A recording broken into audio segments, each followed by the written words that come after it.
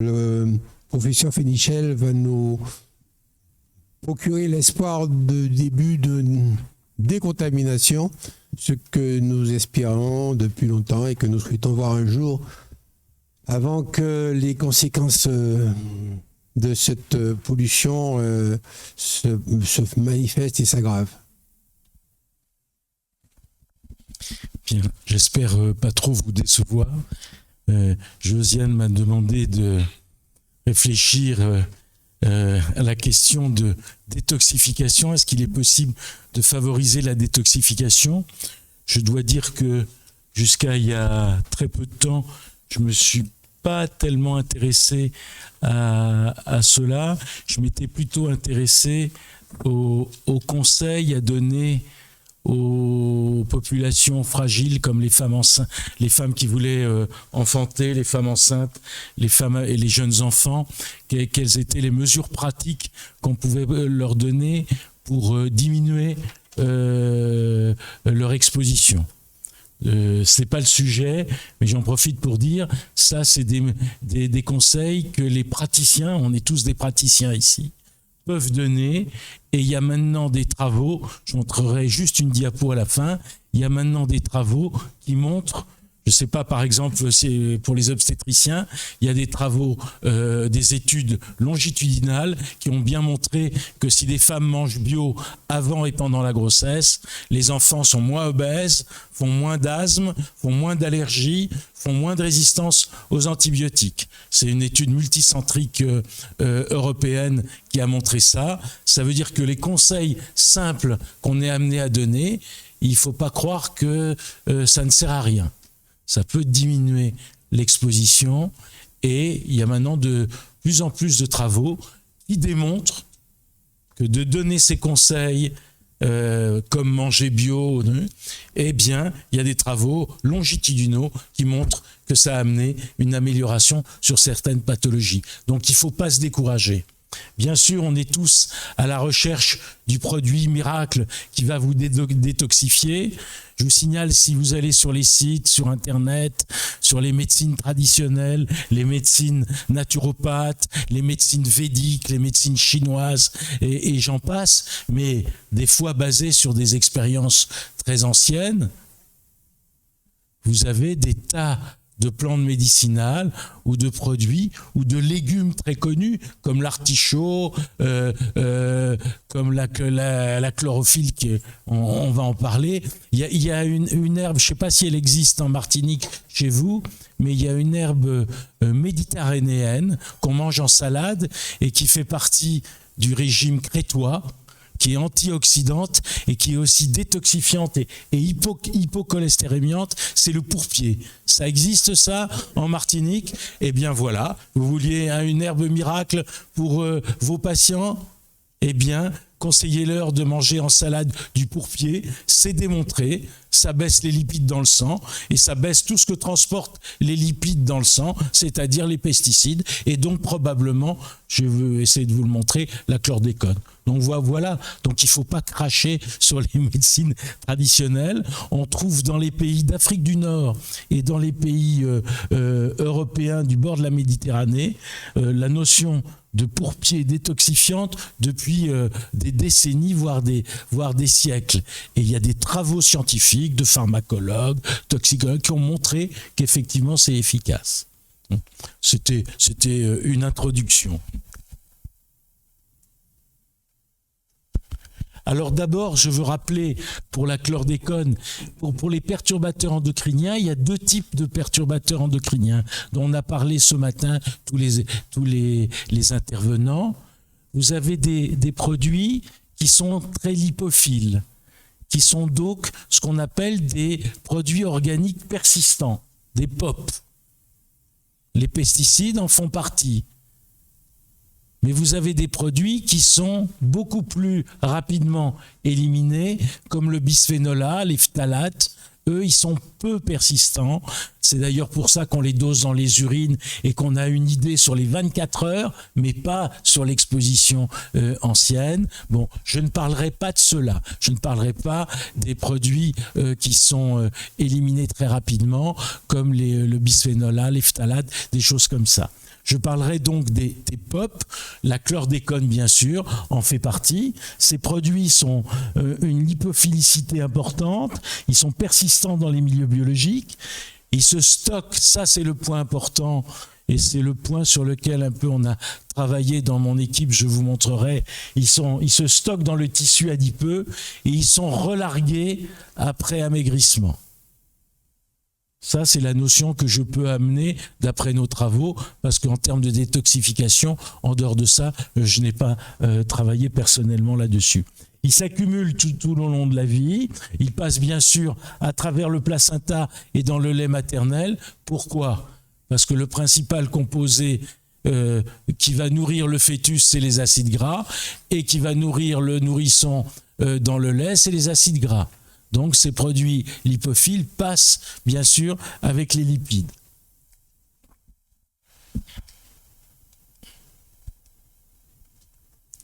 Donc la bioaccumulation dans la chaîne alimentaire, vous la connaissez, et c'est pour ça que la chlordécone, vous la trouvez dans les poissons, vous la trouvez dans les laitages, vous la trouvez dans les viandes, vous la trouvez dans les légumes et les fruits, et vous allez retrouver dans la graisse des individus, et en particulier dans la graisse des femmes qui veulent avoir un enfant, des femmes qui sont enceintes ou des femmes qui allaitent. Ça, c'est le phénomène de bioaccumulation. Il n'a pas été démontré formellement pour la chlordécone. Là, c'est le PCB, c'est les bisphényles polychlorés qui sont interdits depuis 35 et 40 ans, qu'on a tous dans le sang. C'est comme le DDE que vous avez montré tout à l'heure. Il est interdit quand même depuis 40 ans, 35 ans aussi. On en a tous dans nos graisses. Et là, ce PCB, il a été mesuré dans le plancton au fond du lac Ontario et dans la graisse du cormoran. Et entre les crustacés, les petits poissons, les plus gros poissons et la graisse du cormoran, il y a un facteur multiplicatif en termes de concentration qui est de 25 millions.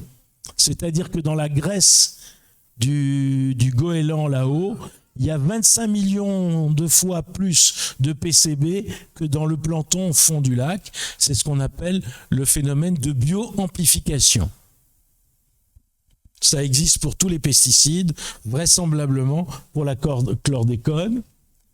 Alors, ça aussi pour vous rappeler, vous savez qu'en 2002 a lieu une première convention à Stockholm qui interdit 12 produits organiques persistants. The Dirty Dozen, vous savez comment on l'a traduit en français ? Les 12 salopards, bravo. Non, pourquoi ça fait ça ? Ah, pourquoi ça avançait tout seul ? Le souffle, j'ai soufflé dessus. Regardez, je voulais vous montrer sur la gauche que le Mirex faisait déjà partie des 12 salopards. Vous voyez, le DDT... Et donc tout ça sont des pesticides, vous avez PCB, et tout ça interdit largement en 2002, qu'on a pour la plupart tous ces produits, comme vous le disiez tout à l'heure, comme nous on l'a retrouvé dans le lait maternel, dans le sang du cordon, dans les graisses de nos patients à Nice, on a trouvé tous ces produits. Donc le lindane, c'est pas étonnant qu'on en retrouve encore. Donc ils sont persistants, ils sont transportés par air et océan. Je n'ai pas voulu réintervenir dans votre petite discussion, mais chez les Inuits, vous trouvez tous ces produits. Comment ils sont arrivés là-bas, ces produits ? Ils sont arrivés par air. Ils ont été fixés sur des particules fines et ils ont été véhiculés par les nuages jusqu'à l'Arctique et jusqu'à la Grèce des phoques et des femmes inuites. Toxiques perturbateurs bioaccumulent, on l'a dit. Alors ça, c'est très important. Cette diapositive, EHP, elle vient d'une équipe qui est à la fois parisienne, des gens qui travaillent beaucoup sur ça, sur l'obésité, sur la graisse, sur les dioxines, les PCB, c'est l'équipe de Robert Barouki. Et travaille aussi avec des Américains, Madame Lameril. Et alors, ça, vous avez les POP. vous êtes exposé. Que va-t-il se passer? On va le revoir, ces produits peuvent arriver dans le foie et ils vont être détoxifiés éventuellement dans le foie après oxydoréduction. Ils vont devenir hydrosolubles, ils vont être conjugués et ils vont être éventuellement éliminés dans les urines ou dans la bile. On va le revoir, ça. Ah ben ça avance tout seul. Ah, c'est terrible, ça. C'est bizarre, hein. Il n'y a qu'avec moi, hein, vous avez remarqué. Il y a qu'avec moi. Ah, moi, je ne suis pas parano. Hein. Et, franchement, ça se saurait, mais il n'y a qu'avec moi que ça se passe. Alors, oui, cette diapo est très importante. Parce que, en fait, si vous avez un certain apport, le foie, il est vite dépassé. Et en fait, c'est la graisse qui va récupérer ces produits. Vous savez, ces auteurs, et nous adhérons à cette théorie, il y a un certain nombre de gens qui pensent que le tissu graisseux, ça joue un rôle important. Pas seulement de provision d'acides gras chez la femme qui veut avoir un enfant, mais on pense que le tissu graisseux, c'est une façon de séquestrer les produits toxiques pour les exclure des organes qui sont sensibles, comme le cerveau, les poumons, etc. Donc finalement, je dirais même qu'un sujet obèse, il a plus de chances de bien détoxifier son sang parce qu'il a beaucoup de tissus graisseux. Et vous allez voir que quand il va maigrir, il va se poser des problèmes. Alors, vous voyez que c'est récupéré dans le tissu graisseux, et à partir du tissu graisseux, très lentement, ça va diffuser de nouveau dans le sang. Et quand ça diffuse dans le sang, le foie va essayer un petit peu de détoxifier ce qui vient du tissu graisseux, mais il ne va pas réussir encore une fois à tout détoxifier et ça va malheureusement aller dans le cerveau, dans les gonades, dans la prostate, dans le tissu périmammaire, périprostatique, dans les neurones qui sont très riches en graisse, et donc ça va avoir éventuellement un effet délétère. Donc voilà le devenir des produits organiques persistants. Normalement, c'est détoxifié dans le foie, mais le foie n'arrive pas en général à faire face, surtout de nos jours où il y a de plus en plus de ces produits. Ces produits vont être séquestrés dans la graisse qui va libérer très lentement ces produits qui vont être soit atteindre des organes qui ne devraient pas atteindre, soit de nouveau être détoxifiés par le foie ou de nouveau stockés dans le tissu graisseux. C'est pas vieux, 2017. Hein. Tout ce cheminement n'est pas connu depuis très longtemps, en tout cas sur des bases scientifiques. Alors le parcours de détoxification classique, on le sait, c'est dans le foie. Vous avez ici, vous avez deux étapes importantes, qui est une étape des produits lipophiles qui sont en général, ça dépend si c'est fonction alcool, fonction cétone pour la chlordécone, qui va être, elle, réduite en alcool, mais si c'est seulement fonction alcool, ça va être oxydé, bon, peu importe, ça va être transformé dans une substance qui va pouvoir être conjuguée, glycurono-conjugué ou sulfo-conjugué, devenir hydrosoluble et alors être soit éliminé par les reins dans les urines, soit éliminé via la production d'acide biliaire dans les selles. On va revoir le cycle entérohépatique dans une minute. Simplement, il faut vous montrer qu'il y a un certain nombre de produits connus qui aident à ces deux étapes. Et moi, il y en a un, on reverra, mais c'est vrai que toutes les médecines traditionnelles ou les médecines naturelles, etc., jouent pour essayer de supplémenter ou renforcer ces différents composants qui sont connus pour favoriser ces deux étapes. Je cherche le glutathion. Ah ben c'est parce que j'ai pas les lunettes, il est là. Ah ben voilà. Je ne voyais pas. Le glutathion est particulièrement important, hein, vous le savez. Beaucoup de ces produits sont à la fois antioxydants et favorisent une de ces deux étapes de détoxification. Vous savez pourquoi, et c'est important qu'ils soient antioxydants? Parce que lors de la première étape, il y a production de produits de métabolites intermédiaires qui parfois sont plus toxiques, plus cancérogènes que le produit initial. Je parle en particulier des œstrogènes. Les œstrogènes peuvent donner lieu à des métabolites intermédiaires qui sont éventuellement plus délétères sur le plan carcinologique que l'était la molécule initiale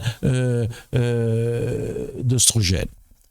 Voilà, on va arriver. Donc, le produit lipophile qui arrive au foie, oxydation, on obtient ROH qui va être conjugué dans un produit hydrophile et donc conjugué ROX, transporté, éliminé de différentes manières.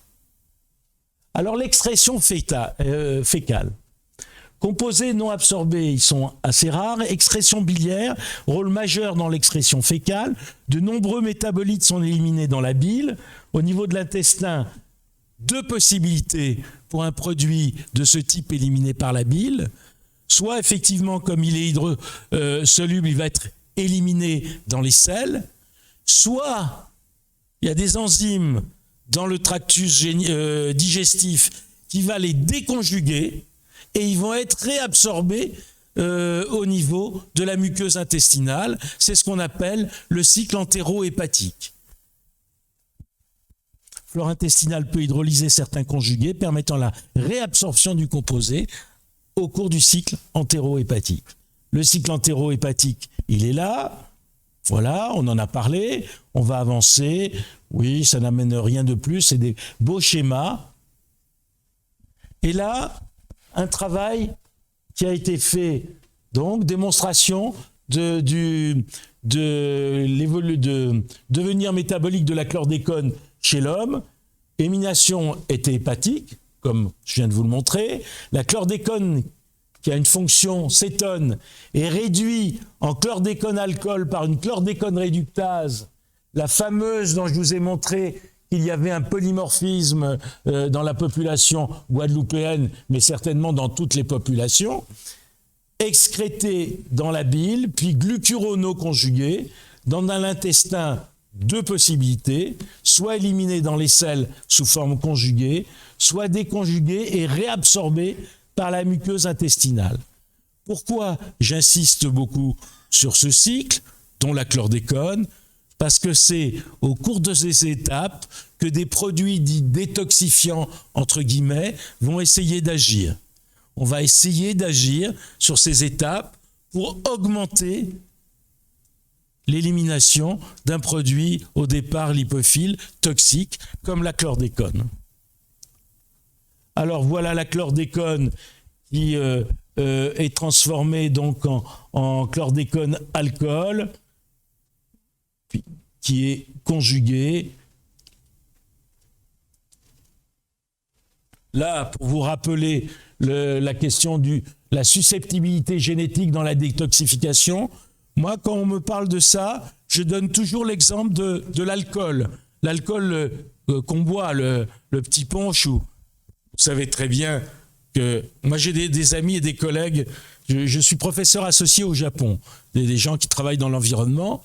Quand ils viennent me voir à Nice, ils adorent les restaurants niçois, mais ils ne boivent pas une goutte d'alcool parce qu'ils ne supportent pas. Vous savez que les Japonais supportent beaucoup moins l'alcool que les Européens. Probablement, ils ont des polymorphismes au niveau des cytochromes P450 hépatiques qui leur fait exprimer ces enzymes de façon moindre que nous. Donc il y a des gens qui supportent beaucoup d'alcool, il y a des gens qui ne supportent pas une toute petite quantité.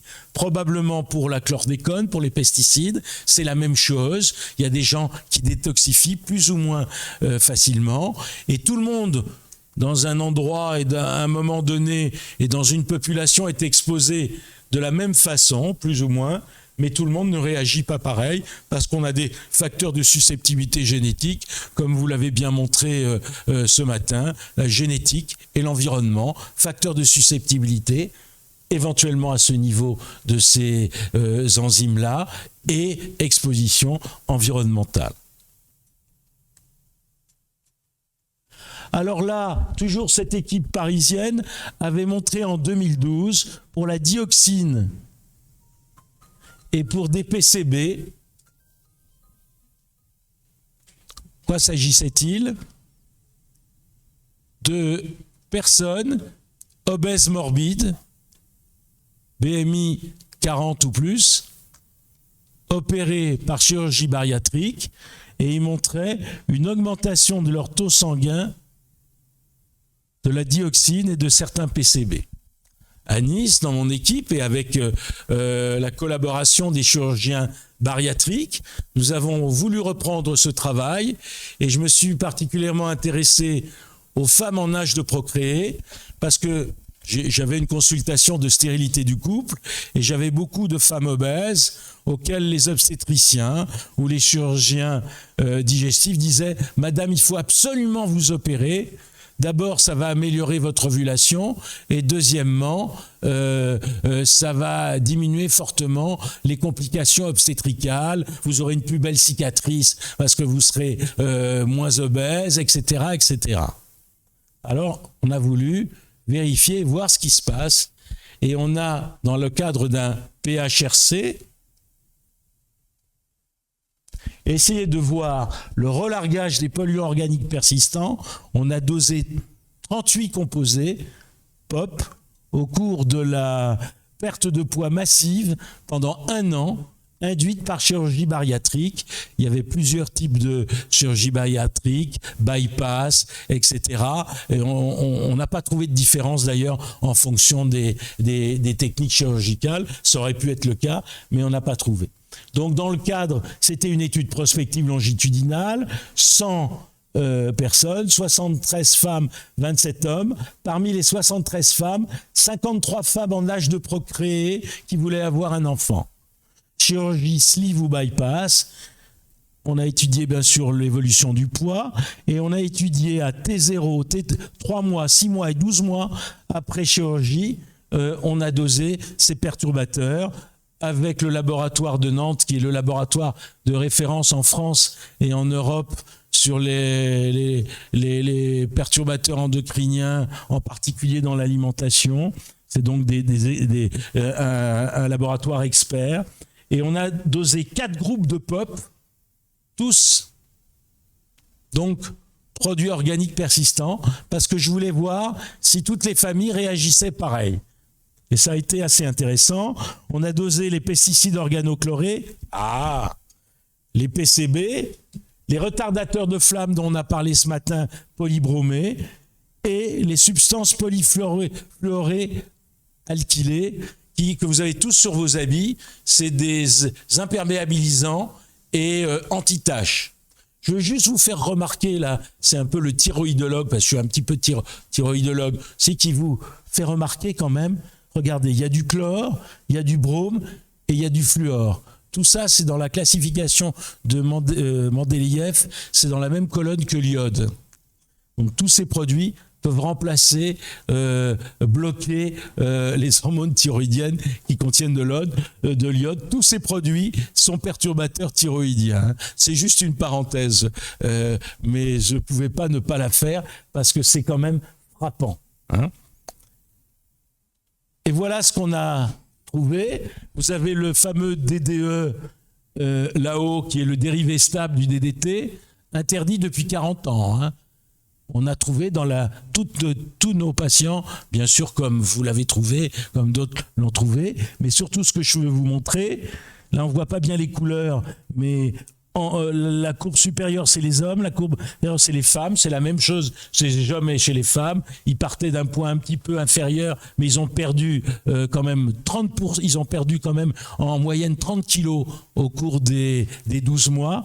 Et vous voyez que pour le DDE, les PCB, l'hexachlorobenzène, et j'arrive pas à lire, faut que je mette les lunettes, là-bas, c'est le translanochlore, la plupart de ces produits ont doublé, c'est-à-dire que vous aviez plus de 100% à 130% d'augmentation entre avant la chirurgie et 1 an après la chirurgie.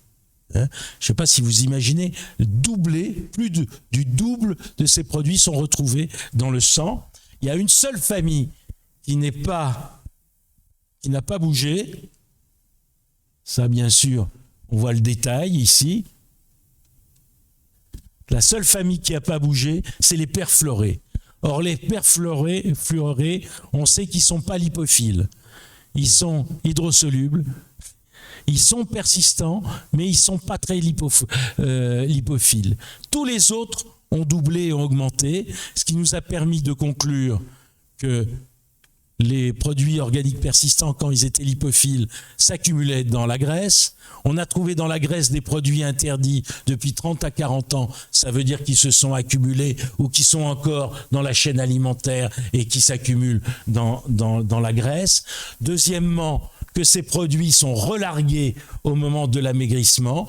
Et on a pu montrer que le relargage est proportionnel au nombre de kilos perdus. Et on a pu donner pour chaque produit, pour 1 kilo perdu, quelle est l'augmentation du taux sanguin que vous allez avoir dans le sang. Ce papier, il est dans les imprimeries dans Environnement International. Papier, donc, je dois, dans les jours qui viennent, relire les épreuves.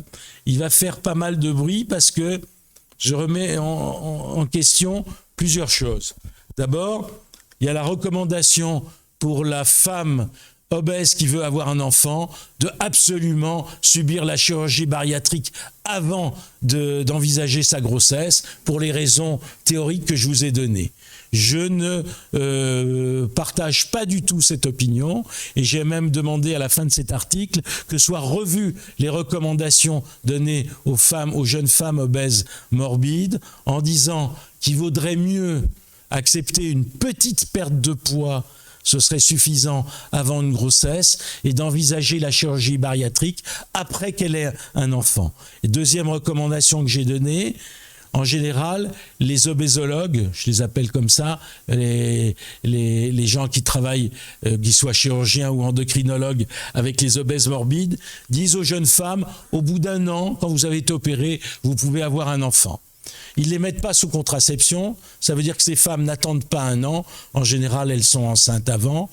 Nous on pense qu'il faut attendre au moins 2 ans, que le poids se soit stabilisé, qu'elles aient un petit peu éliminé ces produits, qu'il n'y ait plus d'augmentation des taux dans le sang, parce que si elles sont enceintes, le fœtus, et si elles allaitent, le nourrisson va être inondé de ces produits qui doublent ou qui augmentent plus du double dans le sang après amaigrissement massif par chirurgie bariatrique. Mais si vous mettez une femme à jeun dans un régime de famine, vous obtiendrez un amaigrissement important et vous aurez le même relargage. C'est pas la chirurgie qui entraîne, le type de chirurgie qui entraîne ce relargage, c'est l'amaigrissement important et rapide, massif. Ces femmes passent de 110 kg à 70 kg, à 75 kg en moins d'1 an. C'est cet amaigrissement massif et rapide qui entraîne ce relargage de ces produits. Le foie est dépassé et ces produits n'arrivent pas à être éliminés. Mais le bon côté, c'est que ça m'a donné l'idée de proposer aux gens qui voulaient se détoxifier des petits amaigrissements successifs de façon très modérée. On avait eu cette idée en discutant dans notre équipe et en rédigeant la discussion. Et j'ai eu la chance, grâce toujours à cette invitation ici en faire la littérature, de trouver qu'un auteur avait chez la souris essayé de provoquer ces salbégrissements successifs et montrer que c'était beaucoup plus efficace dans l'élimination des produits, surtout quand il ajoutait des séquestrants des acides biliaires, et c'est probablement ce que je vais vous proposer à la fin pour vous détoxifier de la chlordécone. Alors, ouais, mais oui, je voulais juste vous montrer cette diapo, parce que cette diapo, c'est la diapo la plus frappante de l'article. On a pris les 53 jeunes femmes en âge de procréer et on a fait la somme des PCB. On a dosé, nous, 28 congénères des PCB, il y en a 200. Et on a fait la somme, et on a fait surtout la somme de 6 PCB, qui en général sont les plus élevés. On considère que c'est 50% de la somme totale. Donc, somme ces 6 PCB est particulièrement important. Et ce qui est intéressant, c'est que c'est à peu près les seuls produits, les PCB. Il y a eu beaucoup de publications, puisque ce sont les plus anciens et qu'on en a tous dans la graisse, dans le sang, parce qu'ils persistent. C'est à peu près les seuls produits pour lesquels il y a eu un consensus au niveau international pour dire que la valeur sanguine critique de référence, surtout pour une femme qui veut avoir un enfant, elle est sur la ligne pointillée. Et quand vous voyez avant la chirurgie bariatrique, il y a quasiment que 2 femmes sur 50 qui dépassent ce taux, alors qu'on a 30% des femmes, plus de 30% des femmes qui, après 12 mois de chirurgie bariatrique, dépassent cette valeur critique de référence. Vous imaginez, si ces femmes vont être enceintes, eh bien, le fœtus va être inondé par des valeurs qui sont considérées être au-dessus de la valeur critique par rapport au risque de santé pour l'enfant. Voilà. Donc cette diapo est particulièrement importante dans ce travail qui va sortir dans PubMed dans les jours, à mon avis, ou dans les 15 jours qui viennent. Alors, peut-on accélérer la détoxification? C'est la question qui m'était posée par Josiane. On peut penser que c'est intéressant quand il y a une exposition élevée, aiguë, chez des sujets à risque, la jeune femme, par exemple, des périodes de susceptibilité préconceptionnelle, la grossesse, l'allaitement, enfant en bas âge, cancer de la prostate connu. Je vous ai dit ce matin que maintenant c'est bien montré pour le cancer de la prostate, mais c'est montré aussi pour le cancer du sein, qu'une fois le cancer diagnostiqué est opéré, le taux de pesticides trouvés dans le tissu graisseux est un facteur pronostic de la récidive et des métastases. Ça a été bien montré pour ces 2 cancers. Donc ça veut dire que c'est important chez ces sujets de faire en sorte soit de les détoxifier, soit au moins de leur donner des conseils pour qu'ils soient un peu moins exposés dans la période qui va suivre. L'idéal, c'est peut-être de faire les 2. Alors, qu'est-ce qu'on a comme produit ? On a surtout les séquestrants des acides biliaires. C'est pour eux qu'il y a le plus de travaux scientifiques, soit chez l'animal, soit chez l'humain, et en particulier mes amis japonais, là de l'université de Chiba, avec qui je travaille, ont beaucoup travaillé sur la cholestimide, qui est la même chose que notre cholestéramide. Vous avez dû connaître ça, c'est ce qui est commercialisé sous le nom de Questran. C'était très utilisé dans les hypercholestérolémies, mais comme au long cours, c'est pas très bien supporté parce que ça donne un peu des ballonnements, un peu des petits troubles digestifs, et qu'il y a des produits beaucoup plus efficaces aujourd'hui pour diminuer le cholestérol. Les endocrinologues ne le prescrivent plus tellement dans les hypercholestérolémies, mais c'est bien connu et il est toujours accessible et toujours commercialisé. Vous avez des lipides non absorbables, c'est des graisses dites végétales non absorbables. Il y a des chips qui sont faites aux États-Unis avec ces graisses, et non seulement vous avez l'impression de manger de quelque chose de gras, mais la graisse n'est pas absorbée, mais on va y venir tout à l'heure, mais deuxièmement, ça bloque aussi les autres produits lipophiles, dont éventuellement des produits organiques persistants, et ça diminue leur réabsorption dans le cycle, et ça accélère leur élimination dans les selles. Vous avez des inhibiteurs de la lipase. Vous avez peut-être connu un médicament qu'on donnait en France, donc en Martinique, chez les obèses, c'était Orlistat. C'est un inhibiteur de la lipase pancréatique. Vous mangez des graisses, mais ils vont pas être absorbés. Vous allez les retrouver dans les selles. C'est pas très très agréable quand vous prenez ce médicament. Vous avez des selles un peu graisseuses, mais ça vous permet de manger des graisses, de vous faire plaisir, mais pas de les absorber. Donc, si vous avez une dyslipidémie, ça peut être intéressant. Je pense pas que c'est un produit qui a beaucoup d'avenir au long cours parce qu'il n'était pas très très très bien supporté.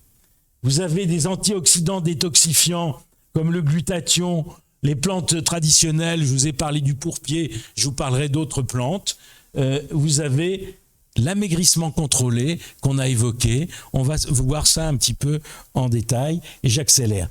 Les séquestrants, les voilà. Les acides biliaires oxydent le cholestérol dans le foie, ils facilitent la réabsorption intestinale des lipides. Les séquestrants des acides biliaires lient les acides biliaires et empêchent leur réabsorption intestinale. Ce sont en général des résines échangeuses d'ions, anion-chlore, excrétées dans les selles avec des acides biliaires. Et le chef de file, c'est la cholestéramine, le questran. La cholestimide, c'est une molécule très proche. Et il y a deux molécules, mais je ne crois pas qu'elles soient commercialisées en France. Cholestipol, cholésévélam. Qu'est-ce qui se passe ici, voilà, avec la cholestimide pour la dioxine et les PCB, c'est des travaux japonais. Et voilà, chez nos amis japonais, voilà les taux de dioxine sanguine avant traitement et 6 mois après traitement sous cholestimide, qui est très proche du questran. Et voilà la même chose pour les PCB. Alors moi je leur ai dit, mais c'est formidable votre histoire. Vous donnez ça donc à toutes les japonaises. Le problème, c'est que vous savez que 80% de l'alimentation japonaise en termes de protéines, c'est du poisson. Le problème, c'est que les poissons sont bourrés de PCB et de dioxine et que chez ces patientes, une fois qu'elles ont arrêté l'utilisation de la cholestimide, elles ont repris leur alimentation normale et 3 mois après, elles avaient repris leur taux. Donc ça n'est possible que si vous associez à des mesures diététiques et à des changements alimentaires, ce qui est quand même très très difficile. On mange très très peu de viande au Japon. C'est vraiment une alimentation très très basée sur le poisson et quasiment tous leurs poissons sont bourrés de dioxine et de PCB. Alors voilà la cholestéramine que nous on connaît mieux, le questran. Et voilà, c'est quand même incroyable, hein. J'ai trouvé le premier papier. Pourquoi les gens ne parlent pas de ça? C'est un papier de 1978, pas dans n'importe quel journal. New England Journal of Medicine. J'en revenais pas quand j'ai trouvé ce papier. Ce papier, c'est après l'intoxication en chlordécone à l'usine de Hopewell en Virginie, on a utilisé la cholestéramine et les gens ont montré une nette accélération de l'excrétion fécale de la chlordécone quand les gens avaient pris de la cholestéramine. Et donc, il permet d'accélérer probablement l'élimination d'autres produits organiques persistants. Voilà chez patient après patient, en gris avec cholestéramine et en blanc sans cholestéramine, c'est l'élimination fécale. Ça, c'est le même travail qui montre les taux de chlordécone chez des patients non traités et chez des patients traités. chez les patients avant et après traitement, vous voyez que à gauche, et chez les patients qui prennent un placebo ou qui ne sont pas traités à droite, c'est indiscutable, c'est efficace. Il n'y a pas de problème, c'est efficace. 1978. Vous le saviez, ça? Vous connaissiez? Oui, on en avait parlé. Les autres, vous connaissiez ce...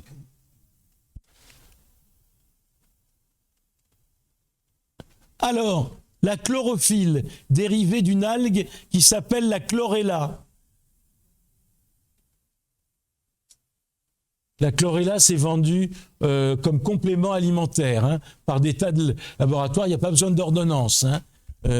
C'est tiré d'une algue. Eh bien, c'est pareil. Là, on a montré comment l'excrétion de la dioxine est accélérée et ça joue comme la cholestéramine. Hein.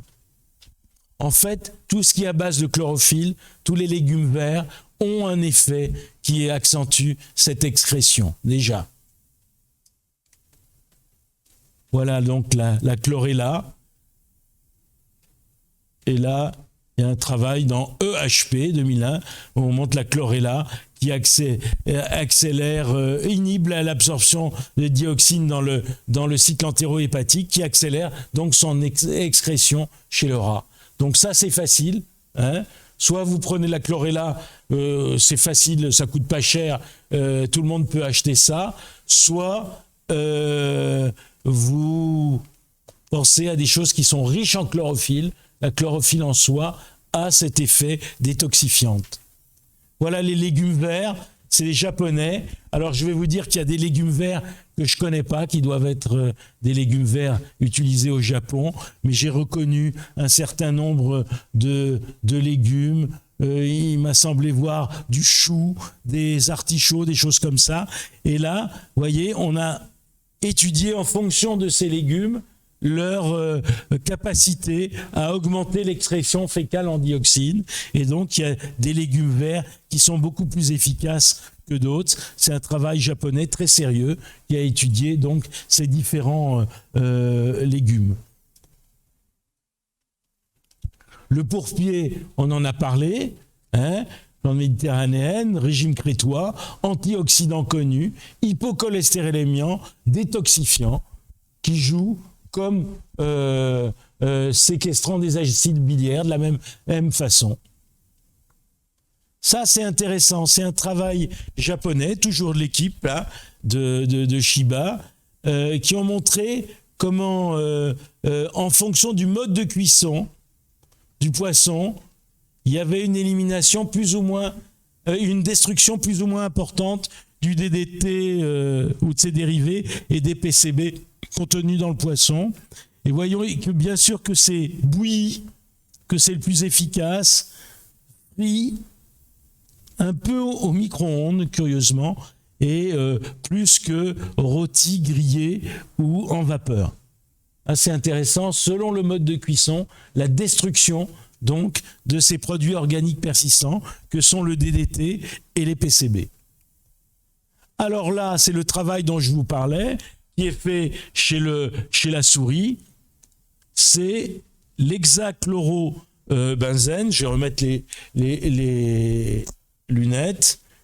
Et on regarde, qu'est-ce qu'on fait?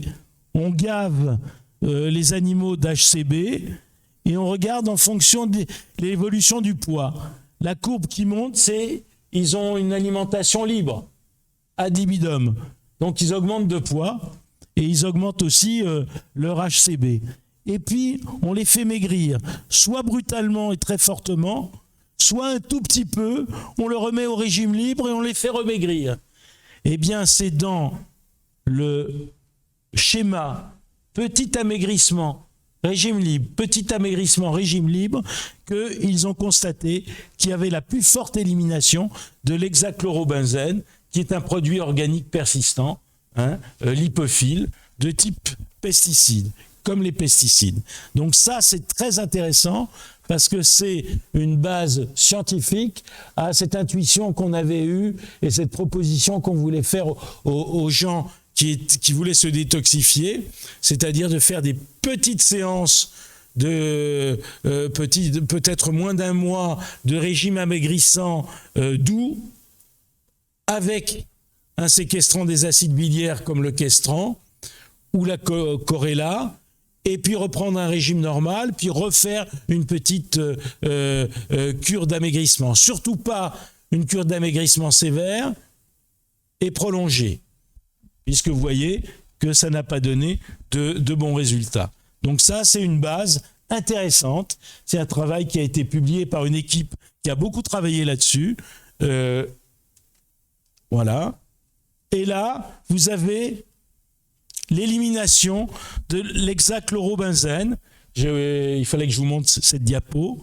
Et là où on a la plus forte réduction, vous voyez, c'est 0,071. C'est dans ce fameux régime par petite cure d'amaigrissement alternée. Alors que lorsqu'on a une très fort amaigrissement, on n'a pas du tout ce même type d'élimination. Pourquoi ? Je vous l'ai montré tout à l'heure par notre travail après chirurgie bariatrique. Probablement cet amaigrissement important relargue du tissu adipeux à forte dose le produit dans le sang, que le foie est dépassé et que ce produit va se retourner dans le tissu adipeux, va se mettre dans le cerveau, dans d'autres organes riches en cellules adipeuses et en graisse. Voilà, moi je crois que je vous ai montré les choses les plus importantes. Ça, c'est toujours le même travail qui montre l'expression fécale de l'hexachlorobenzène. L'olestra, c'est cette fameuse graisse végétale qui n'est pas réabsorbée, mais je ne crois pas qu'en France, elle soit utilisée. Je ne l'ai pas retrouvée, c'est aux États-Unis, mais c'est intéressant. Ça, c'est des produits que vous pouvez trouver, des compléments alimentaires que vous pouvez trouver facilement. Et alors, ça, c'est intéressant. Vous avez le coriandre, le curcuma, qui sont connus. Il y a des travaux qui ont montré que ça aidait à éliminer des produits lipophiles toxiques. Vous avez le glutathion qui est connu, vous avez vu comme il participe à la première étape de détoxification. Vous avez alors la zéolite, c'est une espèce de silice qui est surtout intéressante pour détoxifier les métaux lourds. Ça a été démontré dans des travaux et qui est antioxydante. Voilà. Donc dans ce produit de détoxification, ils sont appuyés sur des publications scientifiques et ils ont mis ces produits. Le problème, c'est que ce produit, je leur ai dit que c'était très intéressant, mais il faut maintenant qu'on fasse une étude scientifique pour montrer qu'avant et après prise d'1 mois ou 3 mois de ce produit, on ait vraiment une diminution importante et réelle de produits organiques persistants. Mais on va essayer de mener cette étude peut-être à Nice avec ce laboratoire qui vend ce complément. Voilà. Bien sûr, simplement, cette diapo, je vous l'ai mise, qu'il n'est pas envisageable de dire à quelqu'un de prendre quelque chose qui accélère la détoxification sans lui donner des mesures simples pour réduire son exposition dans les mois qui viennent. Sinon, ça ne sert à rien. C'est comme les Japonaises qui vont se détoxifier 3 mois avec la cholestimide et qui remangent du poisson bourré de DDE ou de PCB. Donc il faut donner bien sûr des conseils. Je voudrais vous montrer ça. Parmi les produits, vous avez l'acide folique. Je vais vous montrer cette diapo et je terminerai là-dessus. J'ai terminé. L'acide folique, vitamine B9. Qui fait partie des produits d'ailleurs qui aident la détoxification. Je vous signale que l'acide folique, c'est un produit qui participe à la méthylation, déméthylation des gènes. On a montré depuis longtemps qu'une femme qui veut avoir un enfant qui en manque, l'enfant fait plus souvent une non-fermeture du tube neural, un spina bifida. Mais ce qui a été montré aux États-Unis, en Californie, dans les zones arboricoles où les ouvrières agricoles habitent sur place, très proche des champs, des zones arboricoles.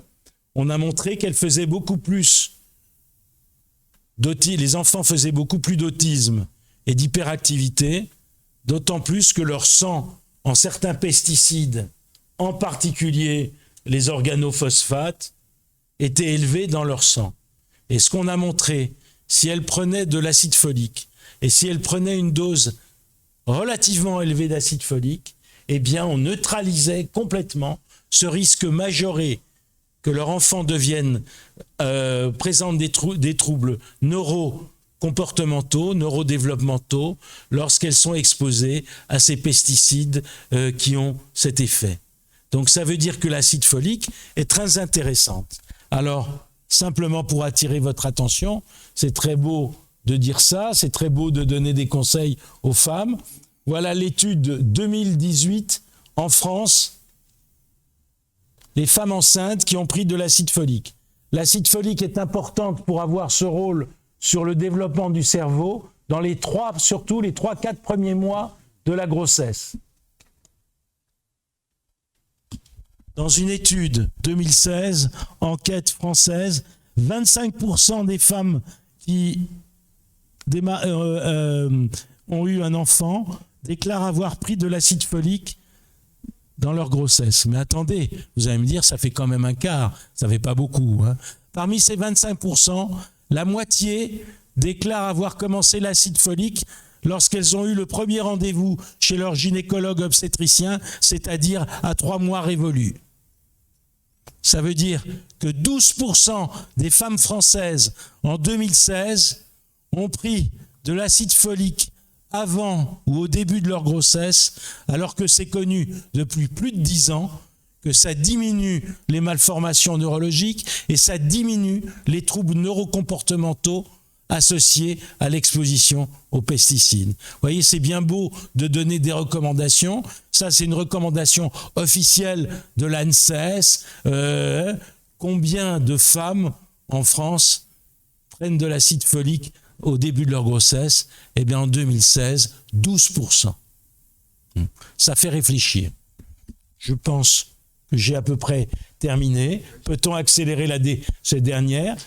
Oui, par un certain nombre de produits, surtout les séquestrants, éventuellement des lipides non absorbables, des antioxydants détoxifiants naturels, et par un amaigrissement contrôlé. Il y a probablement ces méthodes. Il faut encore des travaux scientifiques qui nous disent quel est le meilleur moyen de combiner ces différents méthodes et peut-être des schémas différents selon les produits et peut-être des schémas différents pour la chlordécone, par exemple. Voilà. Je vous remercie.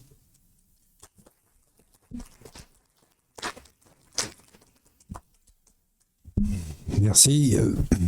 Nous avons quelque espoir de pouvoir traiter nos patients qui sont imprégnés de chlordécone, à condition qu'ils n'en absorbent pas et que les doses qui nous sont proposées comme étant des doses autorisant l'absorption d'aliments ne soient pas aussi élevées. Parce que si nous faisons un traitement pour éliminer et que nous en absorbons d'autres, c'est comme si nous chavoyons dans l'eau de panier, comme on dit en Martinique. Question de la salle.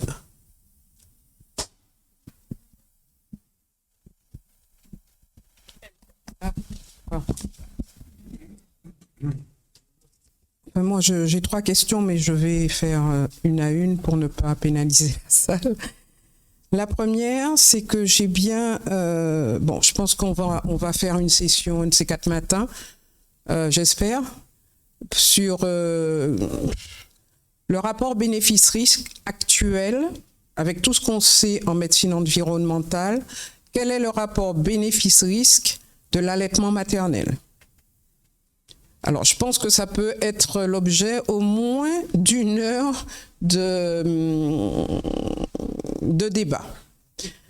Parce que moi, j'ai appris que l'allaitement maternel, et je maintiens qu'il est très bien pour les vitamines, les anticorps, etc. de la mère pendant les 6 premiers mois de la vie, voire les 2 premières années, mais bon, là, j'en doute.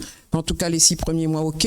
Mais quand on voit tout ce qui se passe au cours avant, pendant et après la grossesse, franchement, il faut quand même, moi je suis obstétricienne, je pense que je mettrai un bémol, mais ce sont des choses à discuter. Alors j'aimerais l'avis de la salle. Ma deuxième question, c'est le castrant. Alors nous on est embêtés parce que, bon, Josiane va confirmer, on a un ami gastro-entérologue qui, lors de la session de janvier, nous a fait un superbe topo sur le cycle entéro-hépatique du chlordécone dans le foie et les autres conséquences, dont les problèmes de cholestase et tout ça.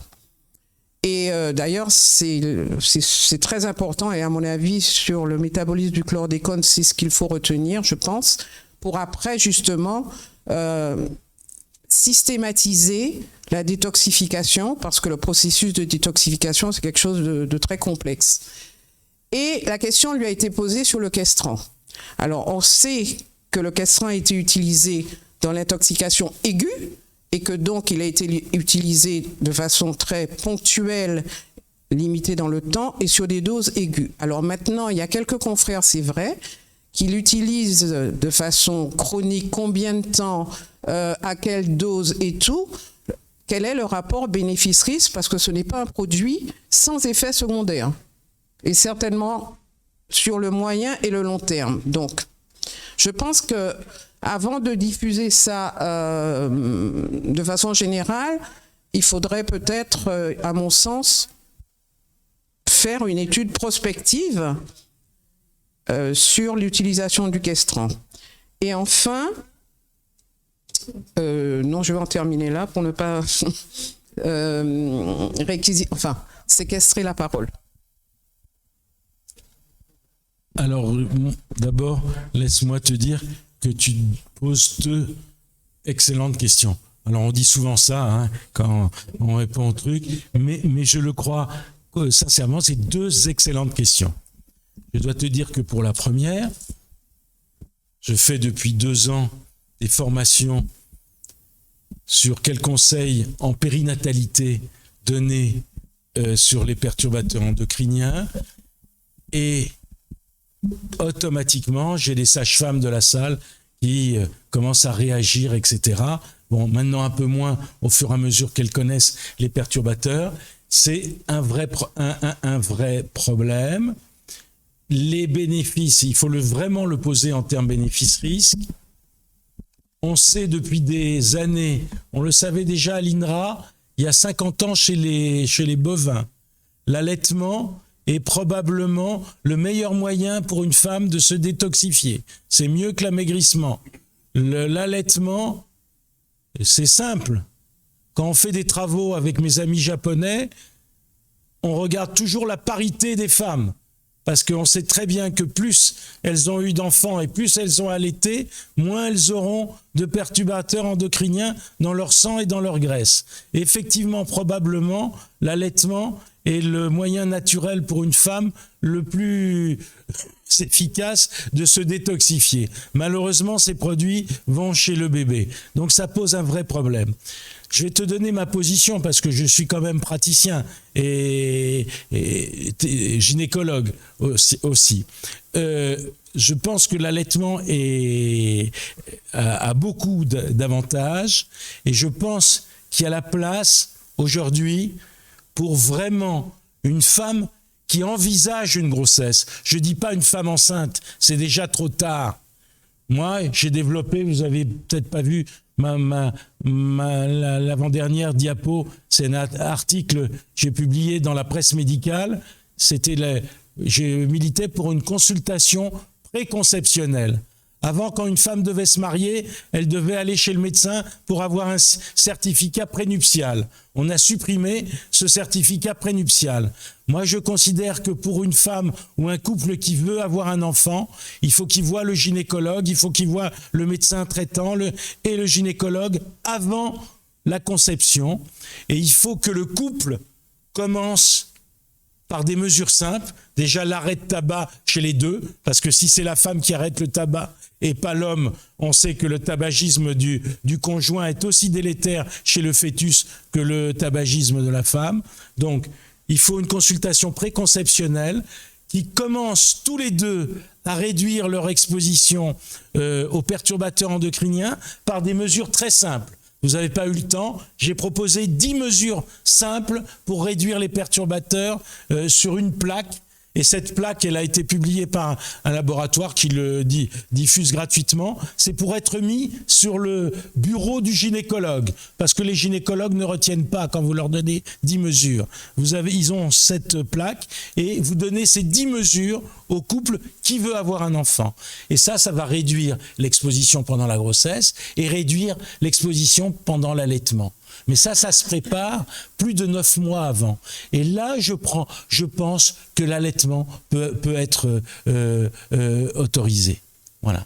Je suis d'accord avec toi, sauf que le professeur Multinier a dit dans sa première publication sur le... Le docteur Multinier, je ne pense pas qu'il soit professeur. J'ai rien contre, mais... Il est professeur maintenant ? Ah bon ? Où ça ? Ah oui. Non, mais que le passage dans le lait maternel était peanuts. Était peanuts, c'est-à-dire... Qui a dit ça? Multinier? Ah non, ça... Oh là là, oh, mais je suis désolé là. Attendez. Non, moi je vis à la... Pardon, je suis à la Martinique, je travaille en Martinique. J'ai d'ailleurs participé, Corinne est là, aux travaux du réseau périnatal que j'ai fini par abandonner parce que bon... C'est même pas la peine puisque nous, quand on dit ça, on a dit qu'on ne sommes pas des scientifiques. Bon, donc on a quitté le réseau. Et lors du colloque, la Direction générale de la santé a répété l'allaitement maternel et le rapport bénéfice-risque et en faveur du bénéfice, que le passage du chlordécone et des organos, c'est peanuts, c'est tout. Et moi, ça me choque. C'est pour ça que je pense qu'il faut vraiment faire un travail scientifique. Je ne suis pas une fanatique, mais il y a quand même des choses. J'étais très allaitement, je le suis toujours, mais on ne peut pas raisonnablement faire ce genre de formation et ne pas en tenir compte. Autrement, c'est pas la peine. On peut pas faire une consultation de médecine environnementale, une consultation préconceptionnelle et puis dire systématiquement aux femmes allaiter, c'est bon, tout ce qu'on raconte c'est faux. Et moi quand je dis ça, non, je te dis ça parce que quand je suis mes patientes et qu'elles vont accoucher, parce que j'ai abandonné l'hôpital pour des raisons personnelles, voilà, et moi j'ai briefé mes patientes. Eh ben, on leur dit, bon, écoutez, docteur d'Espagne, elle commence à être en pré-retraite, donc ce qu'elle dit, c'est...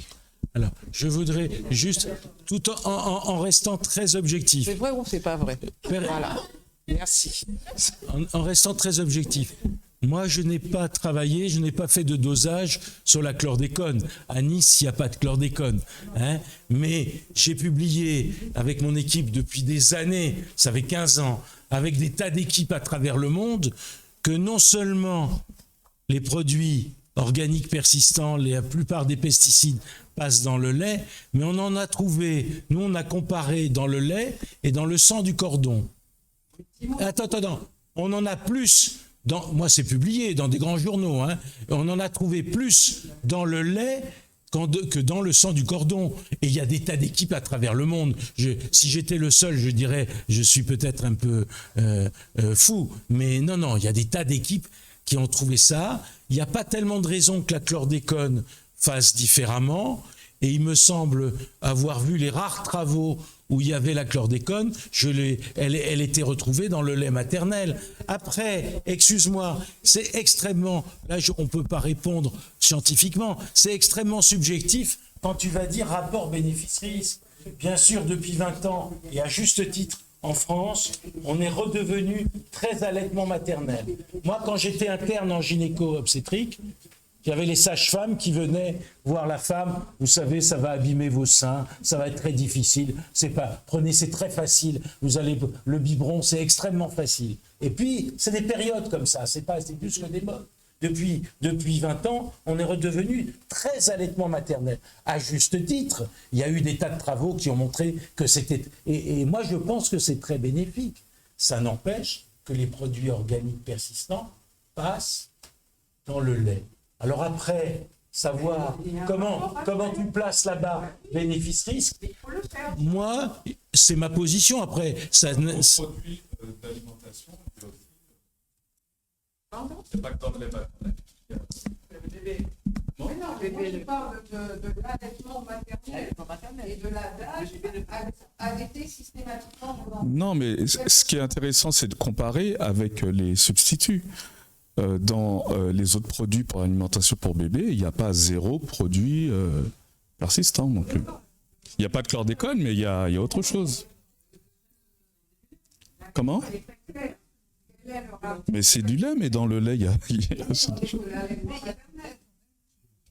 difficile à répondre. c'est pas 0. C'est pas 0. Mais personnellement, moi, ce que je dis sur le plan pratique, c'est essayer de faire en sorte que la femme, avant la conception, prenne des mesures pour réduire son exposition. D'accord ? Parce que quand même, le taux sanguin que vous mesurez de la chlordéconémie, il est quand même très dépendant de l'exposition récente. Alors c'est sûr que ça dépend du type d'alimentation, des précautions, des achats, etc. De la personne. Donc je pense qu'on peut associer des mesures de prévention et l'acceptation de l'allaitement. C'est ma position, mais ça c'est ma position de praticien, c'est pas une réponse scientifique. Je ne suis pas capable de te placer la barre bénéfice-risque de façon scientifique à un endroit précis. Tu poses une très bonne question en tout cas. Voilà. Difficile à répondre. Ton autre question, elle me paraissait intéressante. Ah oui, le castran. Alors, tu penses bien, attention, hein, tout ce que je vous ai dit là, ça reste entre nous. Non, mais il n'y a aucun travail scientifique. Bah oui, des gastro-entérologues, le laboratoire qui diffuse le castran, il n'y a aucun travail scientifique qui a démontré formellement que le castran, plus des amaigrissements répétés, etc., chez la femme qui a des taux de chlordécone élevés, ça va l'aider. C'est des pistes que je vous ai données. J'ai regardé la littérature et ce sont des pistes que je vous ai données. Mais bien sûr, ça invite à faire des travaux de beaucoup plus précis, d'essayer différents protocoles, de voir si ça marche, de voir si ça apporte un bénéfice, etc. C'est plutôt dans ce sens que je l'ai présenté. C'est pas des recettes et c'est pas des invitations à prendre formellement ce que je vous ai dit et demain à prescrire ad vitam aeternam du castran à un homme martiniquais qui risque de faire un cancer de la prostate. Parce que le castran, au bout de quelques mois, il en aura marre. Hein. Il va avoir des ballonnements, il va avoir des petits troubles digestifs. C'est pas très facile. Dans mon idée, c'est 1 à 3 mois, hein, pas plus. Hein. Et peut-être une fois par an. Mais ça, il n'y a pas de réponse pour le moment objective. Et tu as raison de poser la question. Il faudrait peut-être comparer des protocoles. Oui, parce que c'est prescrit par des confrères sur une chlordéconémie, quel que soit le taux de chlordéconémie, c'est prescrit par quelques confrères. Bon, moi je trouve pas ça. De faire quelques cures d'amaigrissement légères et prendre du pourpier, c'est un peu moins. C'est sans risque.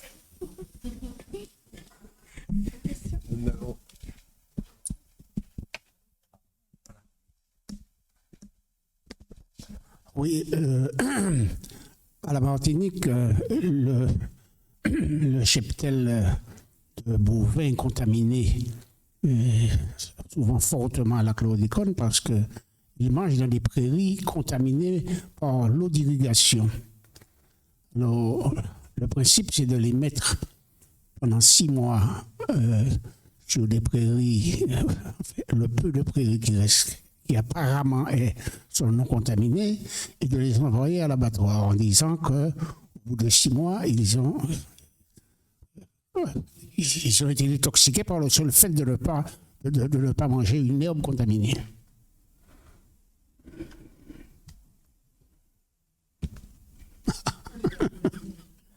À vérifier. Mais dans la bon, presse. Mais au moins, c'est déjà une première mesure. Oui, mais vous semblez dire quand même que que l'amaigrissement, alors l'amaigrissement peut se faire par le fait qu'on réduit sa nourriture, mais l'amaigrissement peut se faire parce que l'activité physique dépasse. Alors, est-ce que quelqu'un qui mange une nourriture zéro chlordécone pendant 1 an sans faire d'activité, c'est-à-dire sans maigrir, est-ce qu'il perd dans ses graisses le chlordécone accumulé? Théoriquement, ce qu'on va montrer pour d'autres produits que la chlordécone, on a montré qu'il y avait quand même une petite diffusion régulière à bas bruit du tissu graisseux dans le sang. Et si ça se fait doucement, eh bien le foie arrive à éliminer. Donc c'est peut-être pas mal, c'est peut-être une solution, pas bouger de poids et prendre une nourriture pendant 1 an sans chlordécone et décider d'avoir un enfant. C'est peut-être aussi un schéma, pourquoi pas, vous proposer un schéma qui peut-être est un schéma intéressant. Je n'ai pas la solution.